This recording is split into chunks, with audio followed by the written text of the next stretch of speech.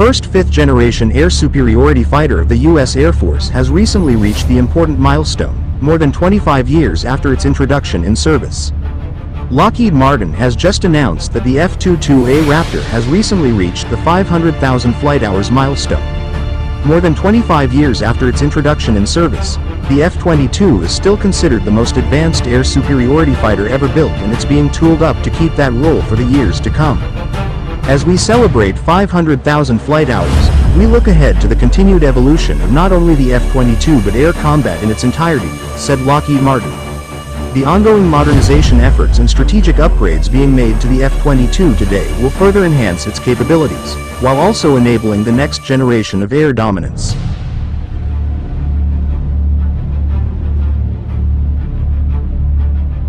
The U.S. Air Force describes the Raptor as a combination of stealth, supercruise, maneuverability, and integrated avionics, designed to project air dominance, rapidly and at great distance.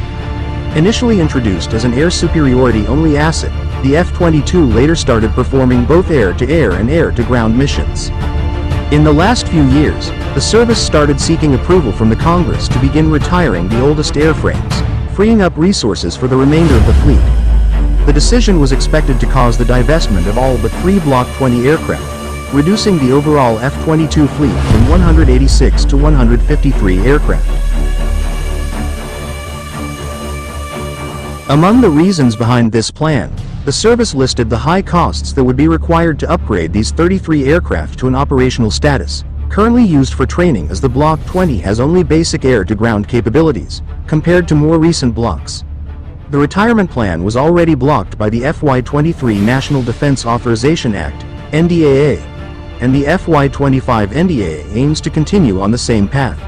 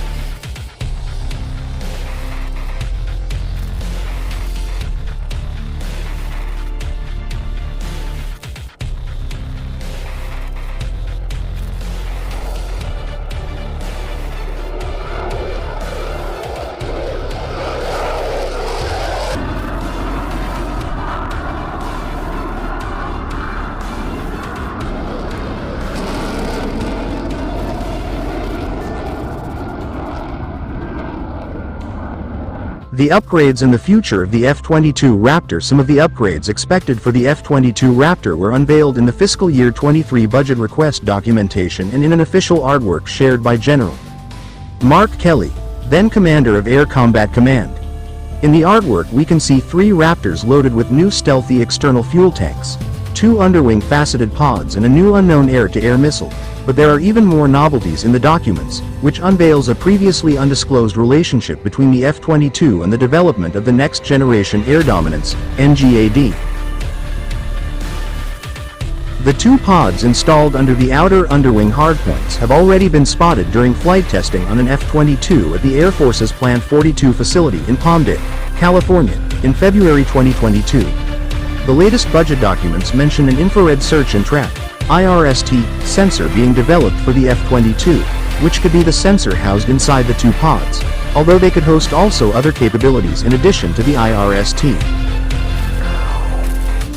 The addition on the F-22 of an IRST system like the F-35's Electro-Optical Targeting System, EOTS, would require heavy and expensive modifications to the airframe, so a podded solution seems the most reasonable possibility. The addition of an internal IRST sensor on the Raptor was also considered not possible by Lockheed Martin some years ago. The new stealthy external fuel tanks have been possibly spotted earlier this year during a flight test. In fact, back in March, an F-22 was captured near the Mojave Air and Spaceport with 2 fuel tanks, whose shape is reminiscent of the one shown in 2022, and the two IRST pods. The tanks are officially known as Low Drag Tank and Pylon, LDTP, and designed to be stealthier and more aerodynamically efficient than the current 600-gallon fuel tanks. In the FY 2023 budget request, the Air Force mentioned that the F-22 LDTPs are advanced technological designs providing increased persistence and range while maintaining lethality and survivability, critical to future mission execution and to maintaining air superiority.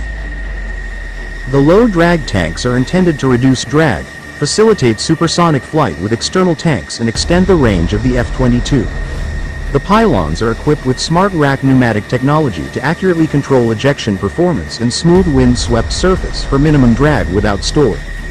The FY 2025 budget request documents say that wind tunnel and ground testing of the new drop tanks was completed last year, with flight testing planned in early 2024. The documents also state that the full certification is planned for 2025 and delivery to operational squadrons is expected the next year. The last upgrade featured in the artwork is a new unknown air-to-air missile. While there are a number of air-to-air missile programs in the works, it is possible that the one in the image could be a representative design, which may or may not correspond to the real deal, for the highly secretive AIM-260 missile. So far, the missile has never been depicted in any kind of image and details about the program are very scarce.